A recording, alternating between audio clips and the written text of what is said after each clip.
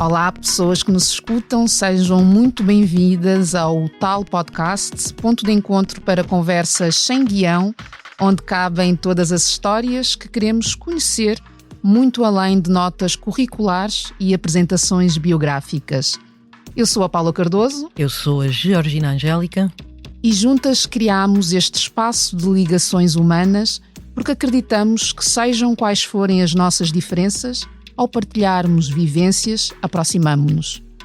É bom ter-vos por perto e aqui bem do nosso lado, nos estúdios do Expresso, já está a nossa convidada, a artista Nara Couto, brasileira da Bahia, que viajou muito como bailarina, hoje tem uma forte assinatura na música, participações em novelas, projetos de pesquisa, produção e tanto mais, que o melhor mesmo é ouvi-la.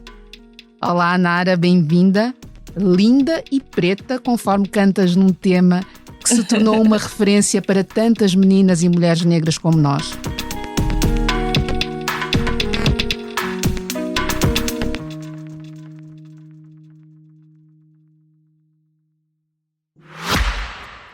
Se gosta de ouvir podcasts, conheça a oferta que o Expresso tem para si. Da política à economia, ciência e cultura, passando pelo desporto. Entrevistas marcantes, análises e perspectivas que fazem a diferença. Ouça em expresso.pt e nas principais plataformas de podcast. Expresso. Liberdade para pensar. A beleza que cantas hoje, sempre reconheceste em ti ou estás a aprender a fazê-lo? Bom, é um prazer estar aqui com vocês e nem sempre foi assim. Eu acredito que no Brasil e talvez também aqui, nas diásporas, o processo de entendimento da nossa beleza, da nossa estética, ela é uma construção que vamos fazendo aos poucos, desconstruindo aquela história que foi contada sobre a nossa própria beleza, a nossa própria inteligência, a intelectualidade. Vamos descobrindo um pouco que nós somos responsáveis, inclusive pela tecnologia e os avanços científicos e filosóficos dessa humanidade. Então isso faz com que sejamos vistos e vistas de uma forma e que nós também possamos nos ver. Eu sempre me senti bonita porque eu venho de uma família que dizia, você tem uma beleza, nunca foi negado, você sempre é bonita. Mas quando nós vamos para o mundo é diferente, né? O mundo diz tantas coisas. E às vezes no processo de uma escola, eu morei na Suíça. Então na Suíça para mim foi muito duro, porque eu era vista como... Eu recebia muitos xingamentos diariamente. E coisas horríveis, né? Daquelas coisas que os jogadores de futebol ouvem. Nem vale a pena repetir.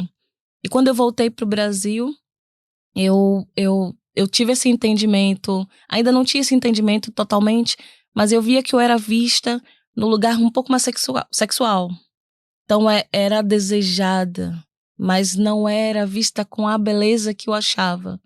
E passaram-se os anos e eu trouxe essa música Linda e Preta, através de um grande amigo que é o Elísio Lopes Júnior, uma composição de um homem chamado Jarbas Bittencourt, um grande compositor e amigo meu.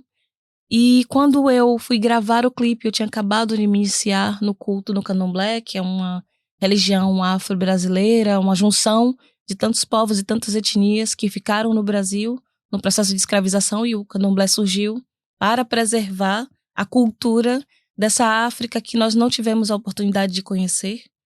E eu raspei a cabeça, fiquei careca, não podia usar maquiagem durante um ano, não podia usar roupa decotada durante um ano.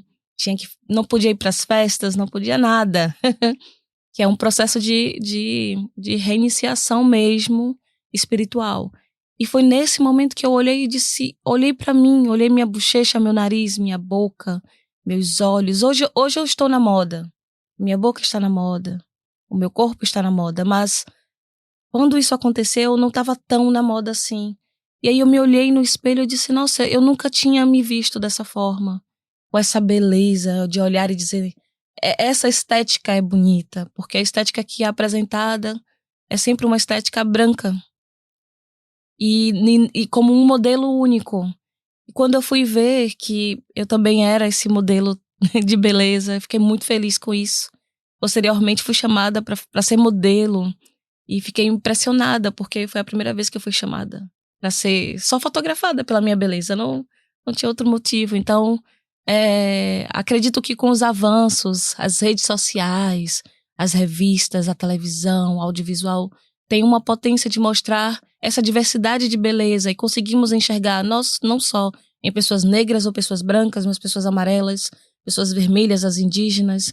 E aí a gente começa a entender que a pluralidade, a diversidade aqui é belo. E eu consigo me enxergar também bonita nesse lugar, com certezas, né? Sem dúvidas. Estás a falar de reconhecer o teu corpo como um corpo belo. E a tua ligação com o corpo, por aquilo que eu percebi, a pesquisar a tua trajetória, é profunda, é espiritual. Como é que comunicas a ancestralidade através do corpo? Bom, no sentido estético, eu sucubo a como todo mundo. Ser humano igual. Aí quero um pouco de bunda, aí não quero barriga, aí quero ir pra academia. As coisas que todo mundo passa, todos nós passamos, alguns vão, alguns outros não vão. Eu às vezes vou, às vezes não vou. Vim da dança, então também tem uma cobrança interna muito grande por conta da trajetória da dança. Mas quando eu ativo a ancestralidade no meu corpo, é através do mover.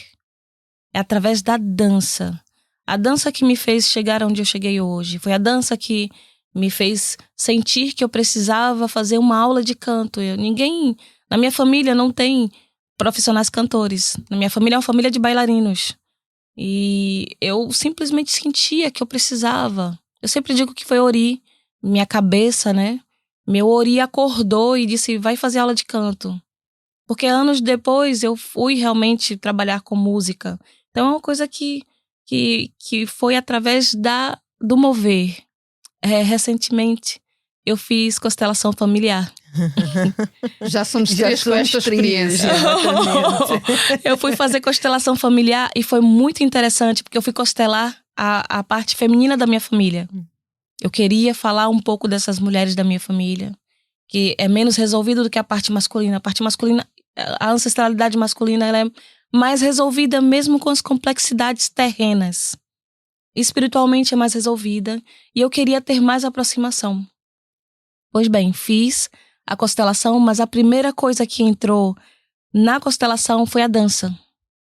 Porque a dança me estabilizou e me manteve segura para eu poder adentrar e pesquisar e me aprofundar um pouco mais nas questões femininas da minha família. Então, me deu uma força. Vamos fazer um rewind na conversa. Faz.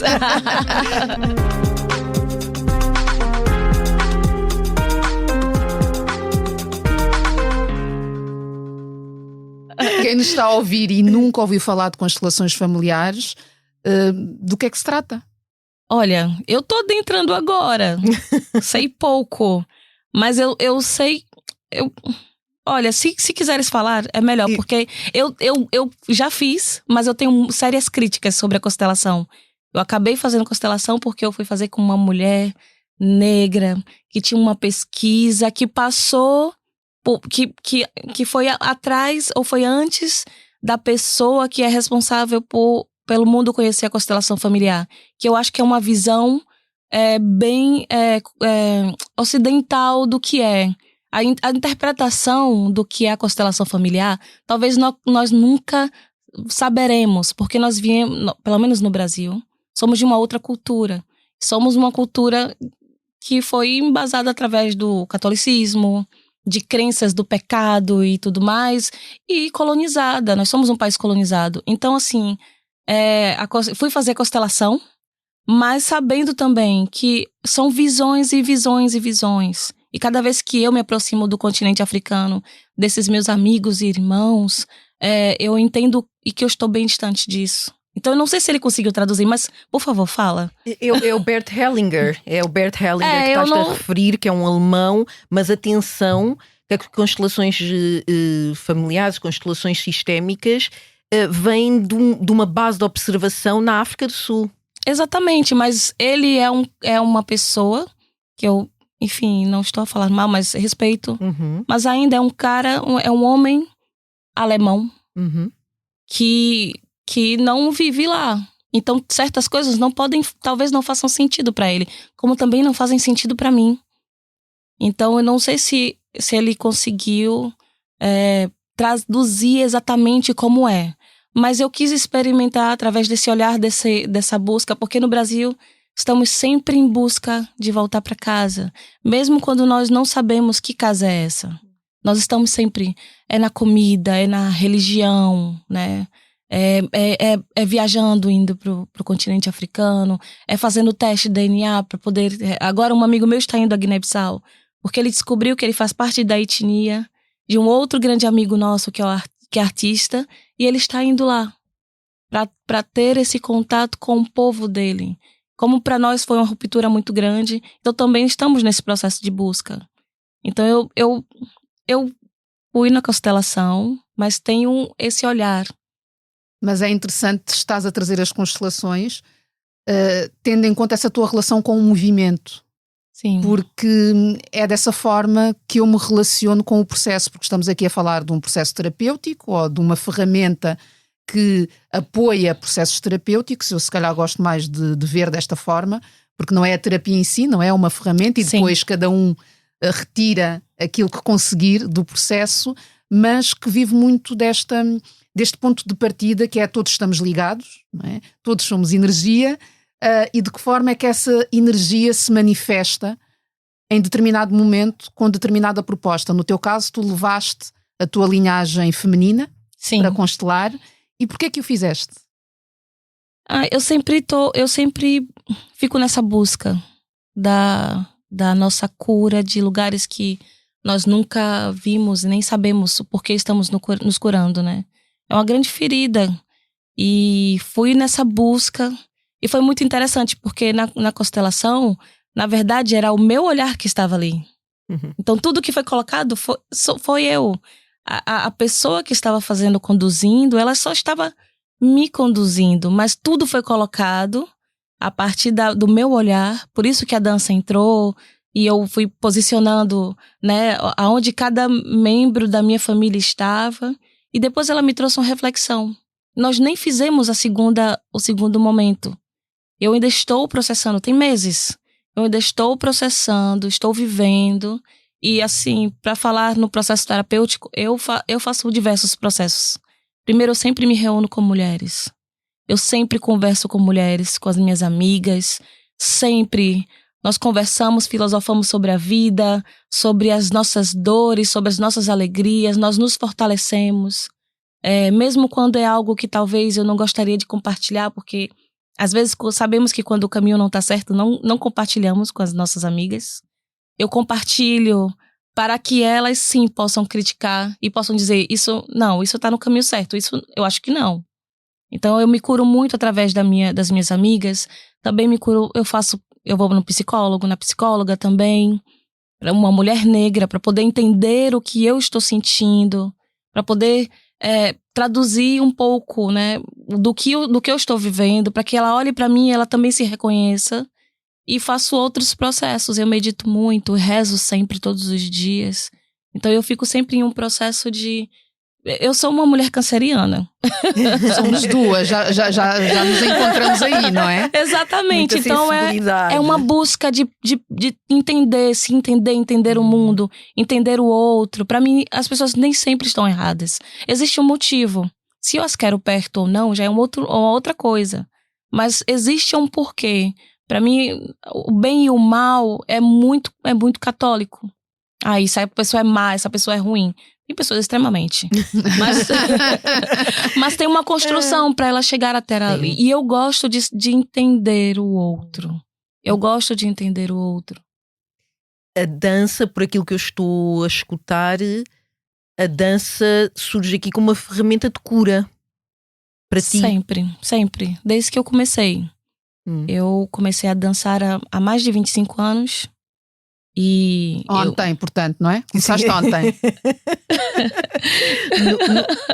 Confessa, foi ontem. Foi no Balé Folclórico da Bahia? Sim, o meu pai é diretor artístico e coreógrafo do Balé Folclórico da Bahia. E eu lembro que eu fui até ele e disse: quero fazer aula. E ele disse: você está fazendo pacto com o diabo? Você quer mesmo? E eu disse: sim, quero. E a minha vida mudou, porque o balé folclórico é a base para absolutamente tudo que eu faço na minha vida. Então, as músicas que eu ouço, as minhas influências musicais, a ética que eu conduzo, os meus trabalhos, os meus projetos, não desistir. Não desistir é muito da dança, é muito do balé. Porque o balé folclórico me ensinou a não desistir. Então é um lugar que faz com que eu seja quem eu sou hoje. E, claro, sendo filha do coreógrafo, A exigência.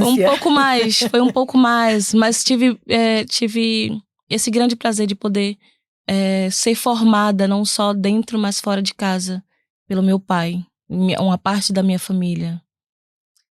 Falaste em nunca desistir, não é? Ensinou-te a nunca desistir. Mas não há também aí um lugar de excessivo esforço em alguns momentos? Ou seja, a fronteira entre continuar, não é? E deixar ir aquilo que tem de ir nem sempre é muito evidente. Foi-te claro que era para continuar ou era claro para ti que o caminho era esse? Depende das situações. Eu sou das águas. Então, eu vou e volto. Eu vou. Se a porta está fechada, eu volto. E se eu achar por bem voltar de novo naquela porta, eu volto de novo naquela porta. Se ela está fechada, de repente eu volto uma terceira, uma quarta, quinta vez. É difícil eu desistir. Mas nessa busca da minha vida, que eu faço sempre para entender quem eu sou, eu sei o meu lugar. Então, tem lugares que eu vejo e digo: esse lugar não é para mim. Até porque, para mim, dizer não é a primeira coisa que eu faço. O sim, ele não é o meu primeiro. O meu primeiro é não. Porque o não define o meu sim. Se eu digo: essa porta aqui não é para mim, então tem um sim do outro lado. Então, para mim, é sempre o lugar do não. Não é para mim, eu vou por aqui. E vou conduzindo. E às vezes precisamos ter paciência, porque posso dizer que eu penso em vir para a Europa e fazer o que eu estou fazendo hoje há muitos anos. Não foi agora. Deve ter uns 4 ou 5 anos, de repente. Mas tudo é construção. Tudo precisa de tempo. E eu cultuo o tempo. O tempo é meu amigo. O tempo não é meu inimigo. Então, às vezes, o tempo é o tempo de tempo. Não é o tempo dos homens. Não é 365 dias, não é 30 dias, não é 90, não é 7, uma semana. Às vezes, demora o tempo que tempo precisa. E para fazer isso, muitas vezes eu silencio. Quando eu vejo que é algo que talvez não seja para mim, eu fico na dúvida, eu paro para ouvir o tempo. E eu fico observando. Silencio, às vezes fico muito recolhida em casa. Recolho em casa e fico ouvindo o tempo para ver. E é impressionante, porque o tempo dá resposta. Até me emociona em falar isso. O tempo, ele dá resposta. Do nada o telefone toca. Já não aconteceu isso com você? E como? Você para e diz assim: não vou mais atrás disso. Se for meu, vai acontecer. E aí o telefone toca. Então eu acredito muito nisso. O que está no nosso caminho, ele está no nosso caminho. E por isso que é muito importante, e já vai eu pregando, quase uma igreja, é muito importante a gente entender qual é o nosso caminho. Esse é o meu caminho, eu vou seguir ele.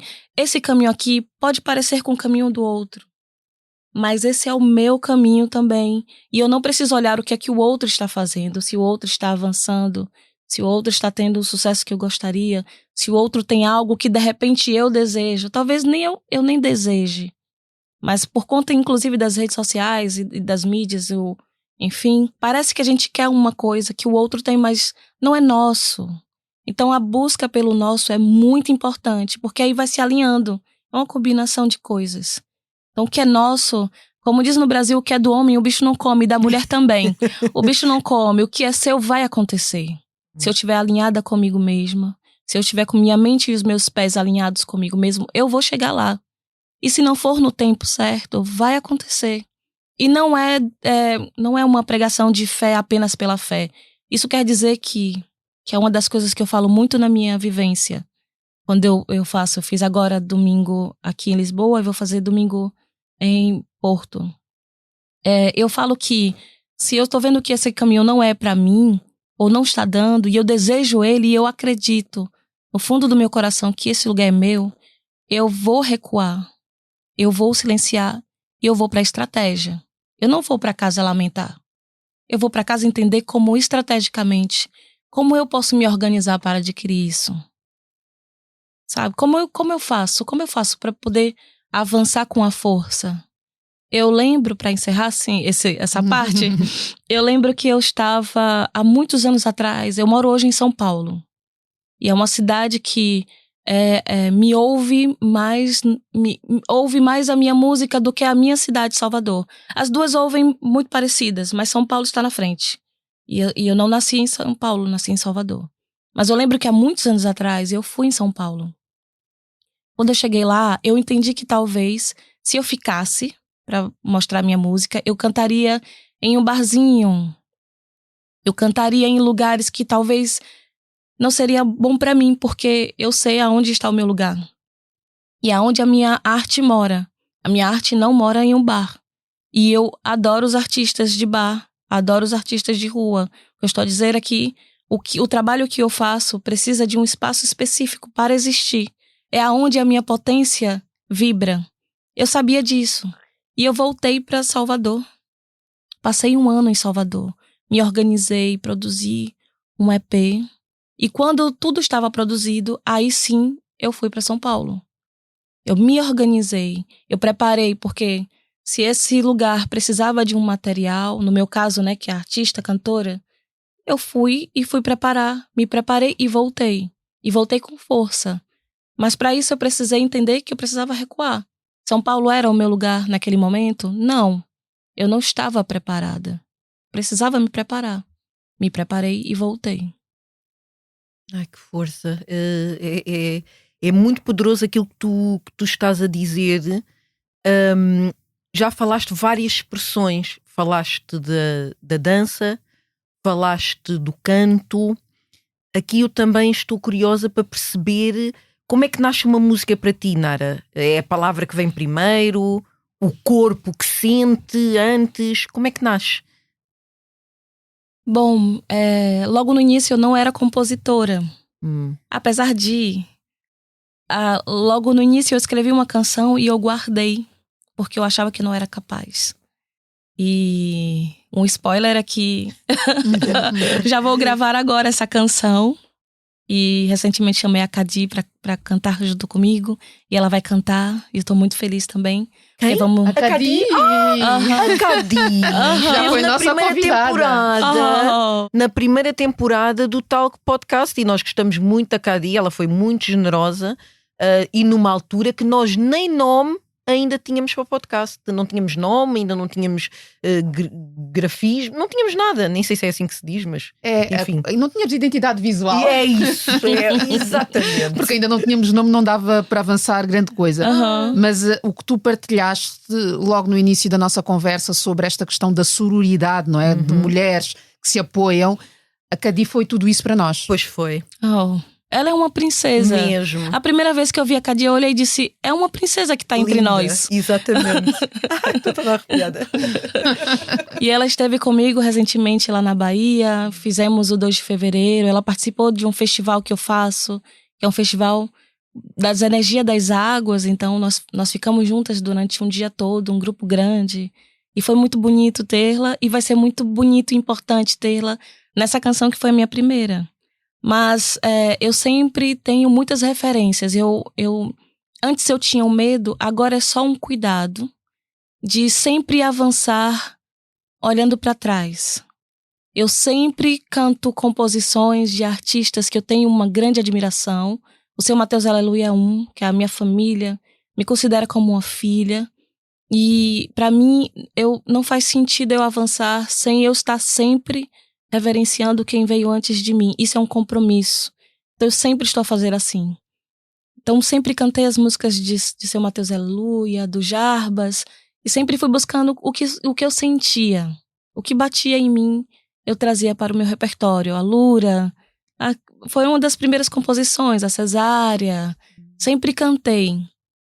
A Angelique Kidjo, a Miriam Makeba, são artistas que eu tenho uma relação de admiração muito grande, então sempre cantei essas canções.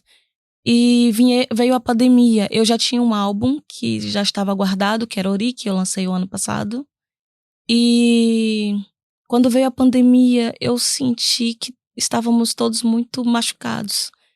Até hoje eu estou me recuperando da pandemia.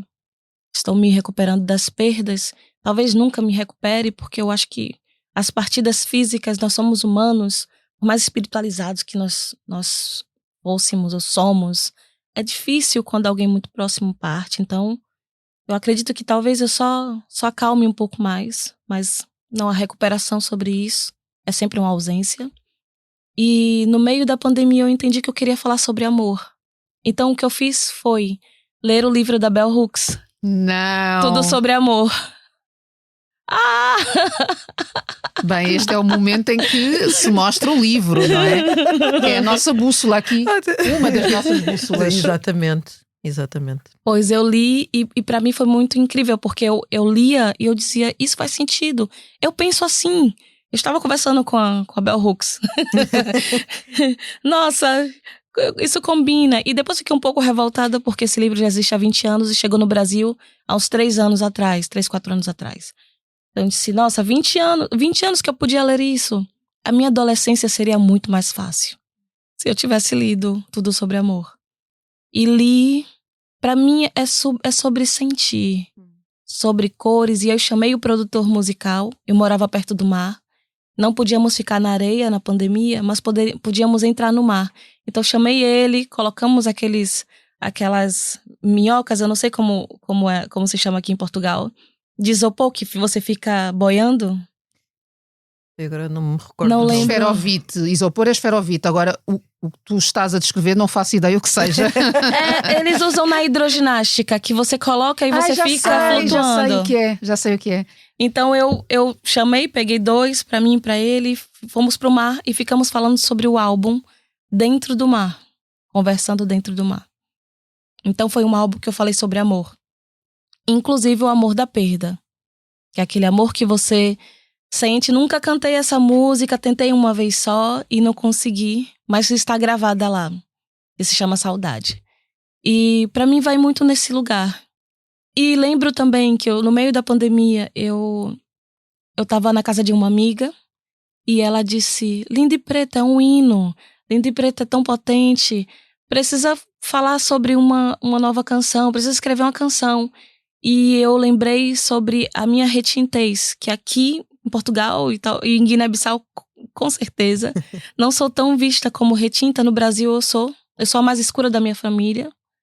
Uma parte da minha família, minha mãe é bem mais clara que eu, minhas irmãs são mais claras, enfim. Meu pai é mais escuro, mas minha mãe bem mais clara. E eu disse, poxa, primeiro eu sempre sou confundida com não brasileira. E não tem a ver com o tom de pele, porque eu moro numa cidade mais negra fora de África. Mas às vezes tem a ver com a altivez. Como você está no mundo, como você se posiciona. E sempre tem esse jogo de pele mais clara é mais bonito e pele mais escura não é tão bonito, não é visto. Até hoje, a filha da Beyoncé teve esse problema. Recentemente, uma cantora de Guiné-Bissau também passou por isso. Sempre um assunto. E eu pensei, por que não valorizamos a pele retinta? Porque se nós valorizamos a pele retinta, o padrão, né? O modelo de admiração, ele muda, ele inverte. Se ser mais claro é mais bonito e ser mais escuro é menos bonito, se ser mais escuro é bonito, as outras camadas também ganham, todos nós ganhamos. Se ter um nariz negroide como o meu é bonito, todo mundo ganha. Então eu escrevi a canção Retinta, falando que eu era bonita, exaltando a minha beleza, a minha existência, junto com a Elia Oléria, que é outra artista aqui, grande irmã, outra pessoa que a gente vai, toma um café, um chá, conversa, se cura. E todas as canções, pra mim, elas passam muito por esse lugar, as composições. A minha identidade visual é do movimento. Então, A minha identidade visual, ela passa por uma pesquisa gigante. Tem coisas que eu coloco no mundo hoje, mas eu estou pesquisando há anos. Eu tenho um banco de dados de pesquisa. Eu vou anotando tudo que eu acho interessante, paleta de cores, entrada de casas, tudo que eu acho que é bonito, que move bem, que combina, ou que é interessante, que é diferente, que é provocador, eu vou alimentando os meus olhos com essas visões e a partir daí eu coloco no mundo o meu trabalho. Então, meu trabalho ele tem também uma veia estética muito grande, uma identidade visual muito grande e rica por conta disso, de todas essas pesquisas que eu venho fazendo ao longo dos anos. Eu vou colocar aqui uma legenda em algo que tu disseste há pouco, porque tu falaste no 2 de fevereiro, que é o dia de Iemanjá. Sim. É essa a referência que eu queria trazer e quero-te lançar a pergunta sobre o que é que tu visualizaste 4 anos antes em relação àquilo que tu estás a fazer hoje em países europeus, porque tu há pouco disseste aquilo que está a acontecer agora foi algo que eu imaginei 4 anos atrás. O que é que tu imaginaste? Bom, eu sempre penso a minha vida ela não é em pirâmide. Eu não acredito muito na pirâmide. Eu acho a pirâmide um símbolo do capitalismo. Então, quando nós colocamos a pirâmide em outras áreas, ela fica pobre. Ela empobrece. Isso quer dizer que se eu estou no topo, tem muitas outras pessoas que estão abaixo. Se eu estou no topo, eu deixei de estar nos lugares que eu já vivi. E para mim não funciona dessa forma. Tem um símbolo, que é um símbolo de uma entidade Yoruba, que se chama Exu. E um dos símbolos dele é o Okotô, que é uma concha, que ela parece uma espiral. Então, e também existem pesquisas aqui, agora não me lembro, mas que a vida é espiralar. A minha vida é espiralar. Eu passo no mesmo lugar, como eu já passei por Lisboa durante muitos anos. Eu venho aqui desde 2003. Passava meses aqui dançando. Era uma outra Nara. O ano passado eu estava aqui, era uma outra. Hoje já é outra pessoa. E cada vez mais eu me aproximo do lugar e expando todos os lugares que eu quero estar. Ao mesmo tempo, eu volto para o mesmo lugar que eu comecei, que é o meu bairro, minha casa, meu país, que é a cidade, que são as pessoas que me viram criança e que convivem comigo e que a gente conversa. E todos os lugares também que eu passo a chamar de casa, também se tornam os lugares que eu sempre vou visitar, eu sempre vou estar lá. E, dito isso, de minha vida espiralar, então eu expando tudo. Eu sempre pensei em expandir. Eu nunca quis ser famosa. Essa nunca foi a minha meta. E talvez ela não seja. Ela seja de expandir.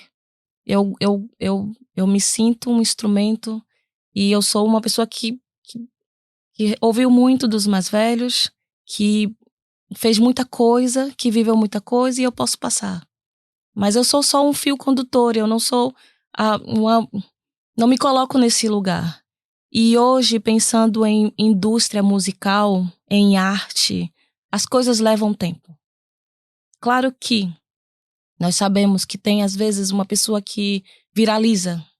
Isso pode acontecer e é fantástico, porque nós estamos ganhando com isso. Aqueles artistas que não tinham oportunidade de fazer uma gravação com a estética, eles pegam um violão, um piano, uma base e já ganham o mundo. Isso é muito bom. Tenho mais. Mas nós sabemos que, na grande maioria, leva tempo. Então, levou um tempo para eu saber quem eu era. Levou um tempo para saber para onde é que eu ia. Levou um tempo para eu entender como é que funciona a estrutura. Eu também faço produção do meu trabalho. Eu sou a gestora da minha carreira. Eu tenho meus planejamentos anuais, semestrais. Eu tenho um planejamento de 2 anos à frente. Eu tenho um planejamento de 4. Talvez eu não tenha mais de 5, mas tenho.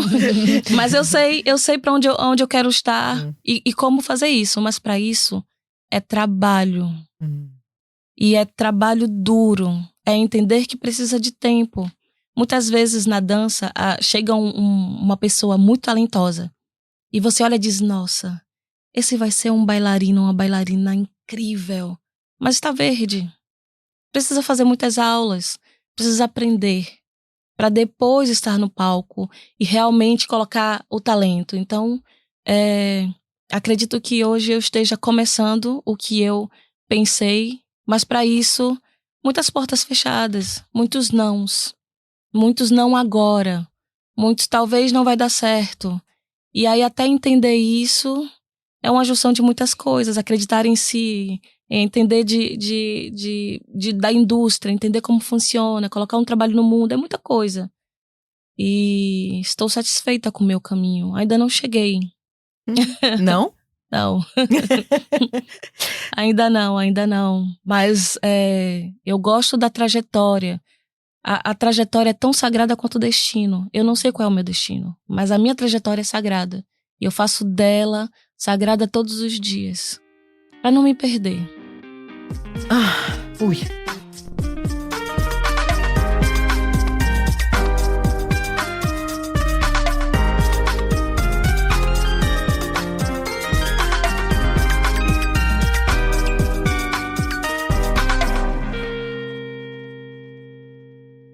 Tu apresentas-te também como comunicadora ancestral. E eu já percebi porquê. Mas explica-nos o que é uma comunicadora ancestral. Bom, na vivência, eu sempre digo que não é uma aula de dança. Porque as pessoas, às vezes, por conta do meu currículo, da minha carreira, às vezes tem pessoas que me conhecem não só pelo balé folclórico, me conhecem por causa da Daniela Mercury. Eu dancei muitos anos com ela e vinha a Portugal com a Ivete também. Às vezes as pessoas acham que quando vêm, elas vêm com uma expectativa que é aula de dança. E quando elas chegam lá, é aula de vida. Então, eu trabalho com o movimento porque eu acredito que o movimento é o lugar onde... Quando eu falo pra você, sentada, é uma coisa. Mas quando eu falo pra você e você se move, seu ancestral se move junto com você. Faz com que você lembre das coisas. O movimento é muito potente. Eu recomendo que todo mundo faça aula de dança, seja ela qual for. Mas que mova, porque mover na sala de aula faz você mover na vida. E eu entendi que essas vivências e outras coisas, assim, eu realmente, às vezes pareço da igreja, mas é por causa do meu caminho com o sacerdócio também, dentro da religião que eu cultuo. Então, não sei quando, mas em algum momento assumirei esse lugar mais oficial, com mais responsabilidades, podemos dizer assim. Mas eu sou a pessoa que, além de ter essa vivência, que faço através do movimento, contando histórias, falando sobre o nosso dia a dia, e isso bate em cada pessoa, e a pessoa absorve e entende que aquilo era para a própria vida. Eu nunca sei exatamente o que é, mas as pessoas dizem, isso aqui calhou na minha vida, exatamente isso que eu precisava ouvir. Eu sou a pessoa que as pessoas ligam para falar, para contar, porque precisam de conselho, precisam de direcionamento. E quando eu posso ajudar, eu ajudo. Quando eu não posso, eu encaminho para uma pessoa mais velha que eu, uma pessoa que tenha mais sabedoria que eu, e encaminho essa pessoa. Mas eu sou a pessoa que sou acessada também para ser ouvida. Ou quando eu estou fazendo o meu show, que é um show musical, mas também é um show que também passa algumas informações. Algumas coisas que as pessoas, quando ouvem, também sentem que estou falando da própria vida dela. Então, eu acredito que a comunicadora ancestral tem a ver com isso. Eu fico aqui a ouvir-te, não é? Maravilhada e a refletir muito, e não te quero interromper em alguns momentos, mas estavas aqui a falar da vivência ancestral, também para colocar aqui mais uma legenda, foi o nome da oficina de dança que tu estiveste, que já deste uma, na altura em que estamos a gravar esta conversa, já deste uma em Lisboa, vais dar outra no Porto. E falaste aqui de uma nova responsabilidade que tu vais assumir enquanto pessoa que faz parte do culto do candomblé, sacerdoti. Eu tenho uma dificuldade de dizer esta palavra, mas sacerdotisa. O que é que isto significa? É uma guia espiritual. Então é ela que você acessa para poder consultar o futuro, como dizem os meus amigos da Guiné-Bissau, consultar o futuro, que te passa as medicinas naturais, as medicinas que os nossos ancestrais nos ensinaram. Eu estou apenas a estudar. Para mim ainda é muito... É um caminho que eu ainda não sei. Sempre acho que eu não estou pronta o suficiente. Então estou a estudar e no momento auspicioso eu assumirei esse posto oficialmente. Mas o que é que isso vai representar? Porque tu, quando te introduziste, já Aham. tiveste aquele ano, corta cabelo, tira maquilhagem, tapa decote, não sai. Eu estou preocupada. O que é que vai acontecer agora? Agora é mais tranquilo. Agora é mais tranquilo. Esse processo iniciático, ele realmente passa a retirada do cabelo, não só aqui, mas eu sei que em Nigéria também, quando você inicia, você retira o cabelo como um processo de iniciação. Nem todos os lugares, nem todos os cultos. Então é algo muito particular de cada lugar que é acessado. Mas é sempre um processo de reiniciar. Para mim mudou minha vida. Eu lembro da minha... Eu digo que eu não lembro da minha vida, não quer dizer que eu não lembro da minha vida antes da minha iniciação, que tem 9 anos agora. Eu lembro, mas parece que é outra vida. Parece que a minha vida faz sentido agora. Eu como se a energia... A energia que estava faltando para eu ser quem eu sou estava do lado de fora.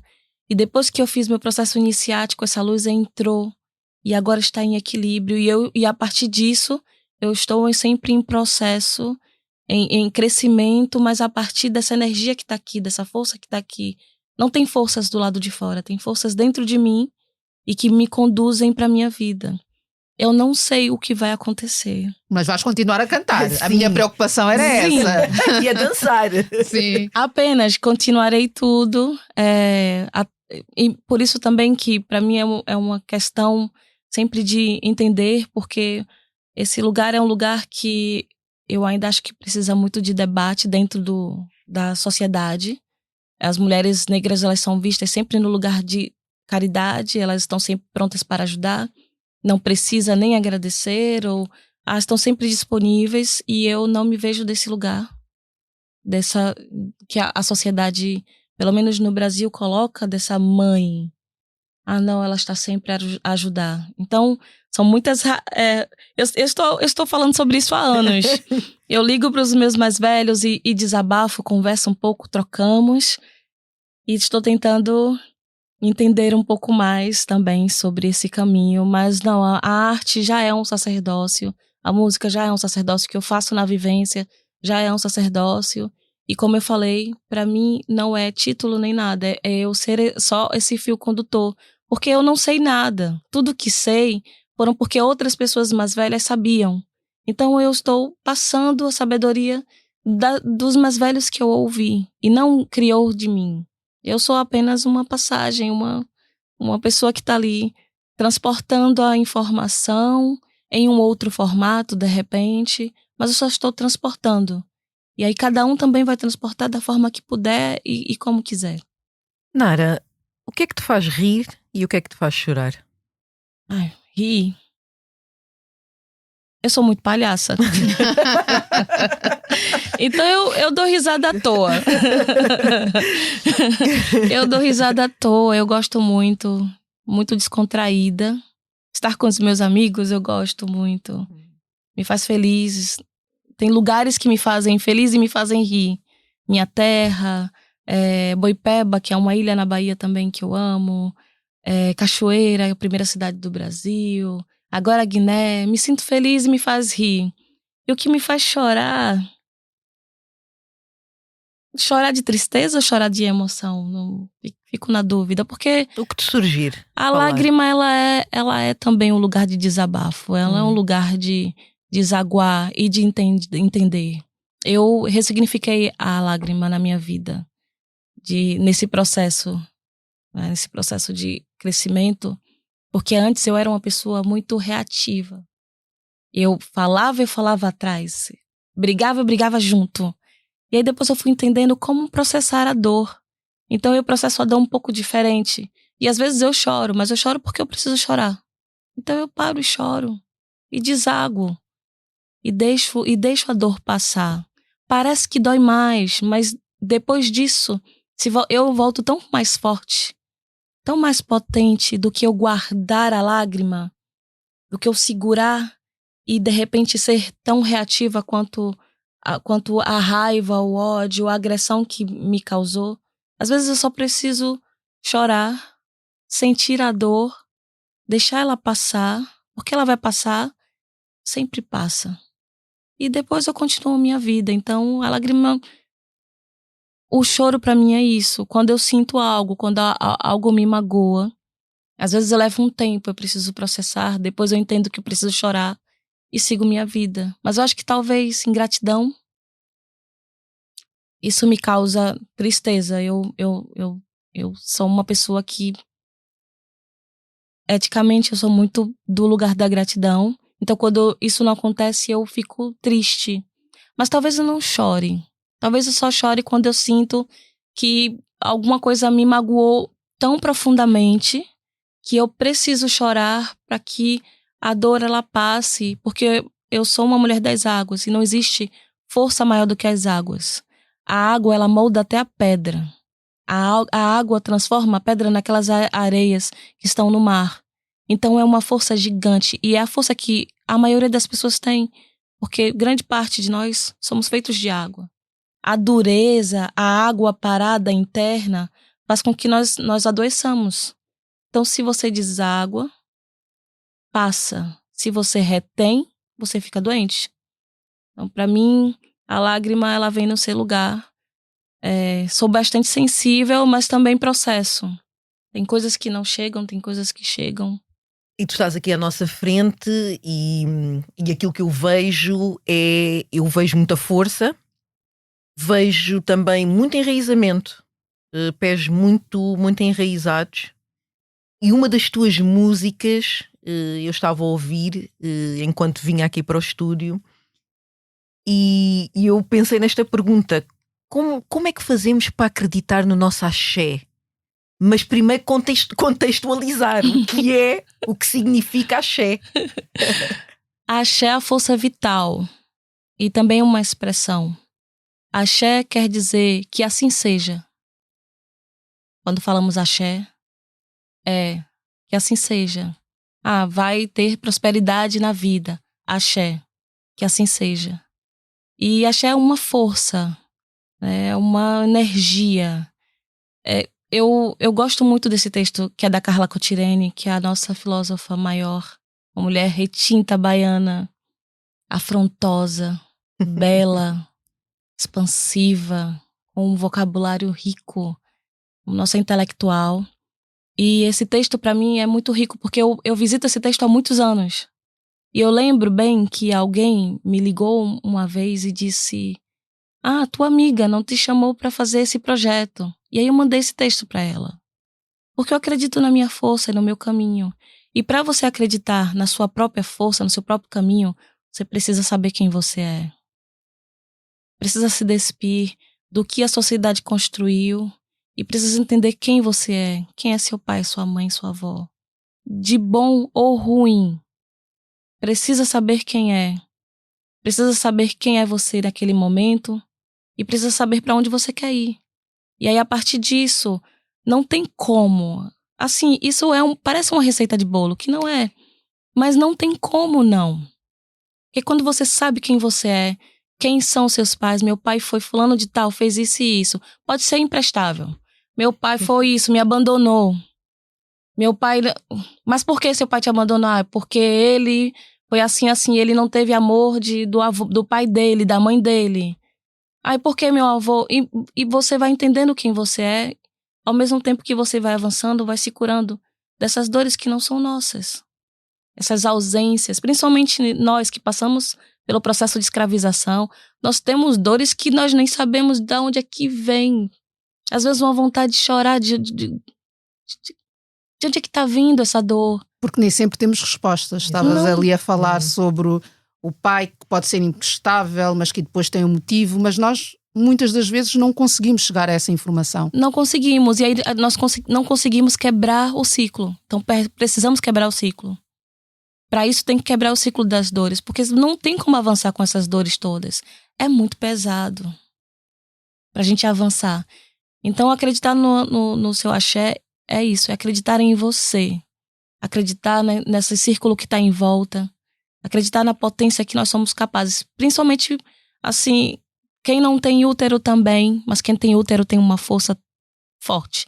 E quem teve filhos, que não é meu caso, mas quem teve filhos tem uma força maior ainda. Gerou uma vida. Eu sempre digo para as minhas amigas, você gerou uma vida. Se você gerou uma vida, você pode gerar o que você quiser.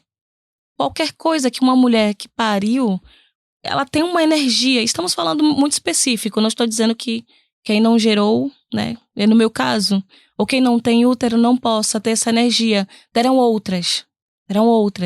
Mas eu sei que quando a mulher tem filho, ela pensa que já não é mais capaz de nada. E ela é a que mais tem capacidade de fazer qualquer coisa. Então, é o sistema que diz isso. É uma sociedade que diz isso. Não somos nós. Essa não é o que acontece todos os dias.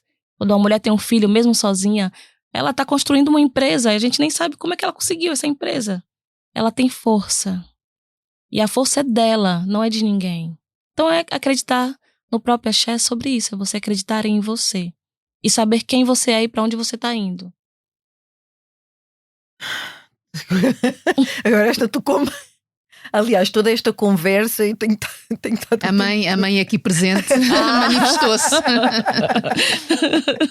Sim, mas eu fico o sim, não é? O sim. As portas que estão fechadas, mas há sempre, ou o não que tu identificas em determinado lugar, é porque há sempre um sim à tua espera, à nossa espera, e acho que essa mensagem é muito importante de esperançar, não é? Esse verbo que nós temos conjugado aqui tantas vezes em tantas conversas. Exato.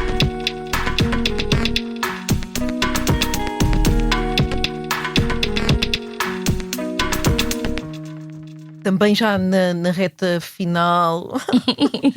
Estas retas finais custam muito. Porque tantas perguntas, tanto queremos. Esta troca que está a ser realmente muito bonita. Mas pronto, aqui indo para uma das últimas perguntas, penso eu. Vamos ver. Serei curta, serei breve na resposta. A tua arte também é militância. Pelo menos eu vejo dessa forma. E cuidado. Militância e cuidado. E tu já falaste que a arte também é cura. Eu queria que expandisse um bocadinho mais essa ideia. Que a arte também é cura. Bom, eu falei outro dia que uma das minhas referências musicais, e foi a forma inclusive como eu comecei a cantar, a inspiração era a Sara Tavares, com aquela voz. E estar aqui me faz...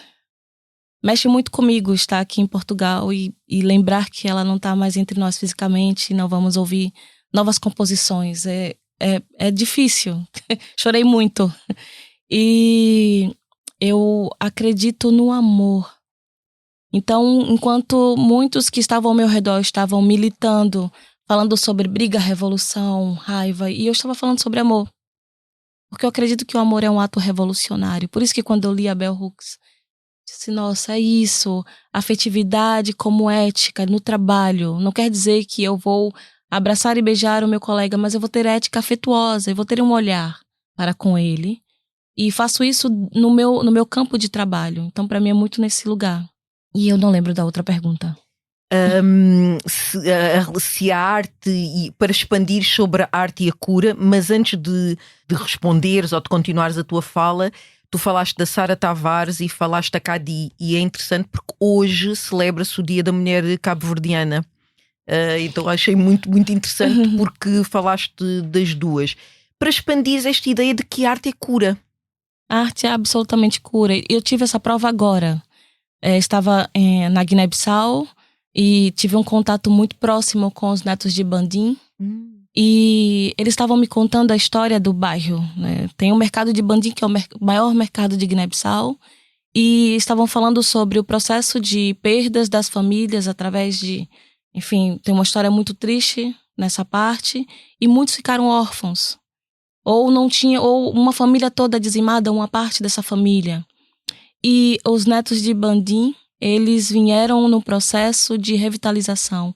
E aí primeiro foram as crianças, depois foram os pais e agora os avós. Então eu tive a honra de presenciar quando os netos de Bandim começaram a tocar, todas as crianças do bairro foram.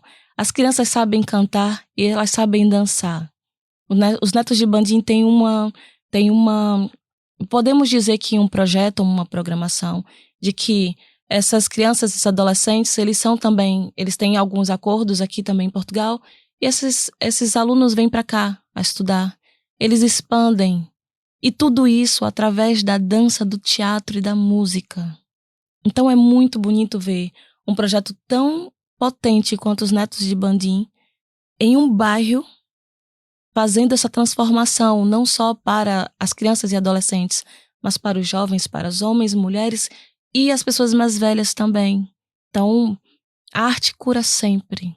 A arte é um meio de comunicação para a nossa cura e para acessar lugares, inclusive que são lugares de dores, que a gente não consegue acessar.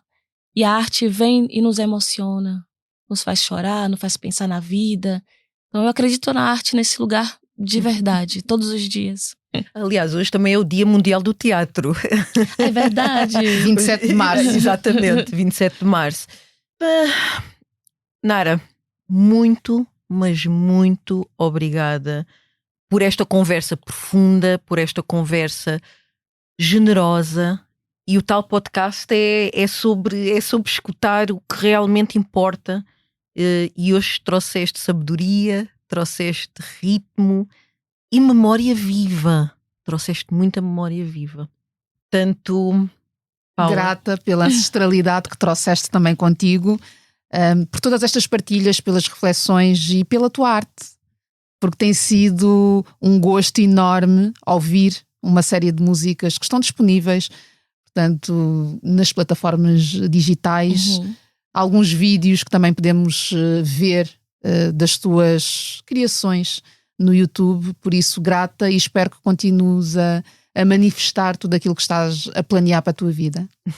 Eu que agradeço pelo convite, pela troca, pela oportunidade de falar um pouco sobre o meu trabalho, e não só o meu, mas o compromisso de poder falar de outras pessoas, outros movimentos que estão acontecendo.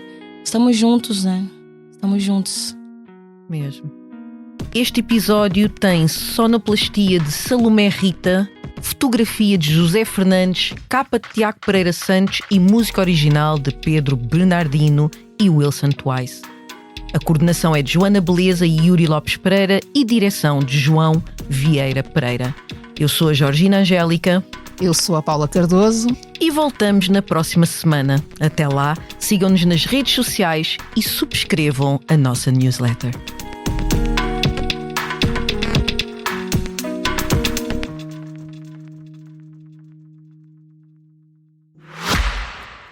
Se gosta de ouvir podcasts, conheça a oferta que o Expresso tem para si. Da política à economia, ciência e cultura, passando pelo desporto. Entrevistas marcantes, análises e perspectivas que fazem a diferença. Ouça em expresso.pt e nas principais plataformas de podcast. Expresso. Liberdade para pensar.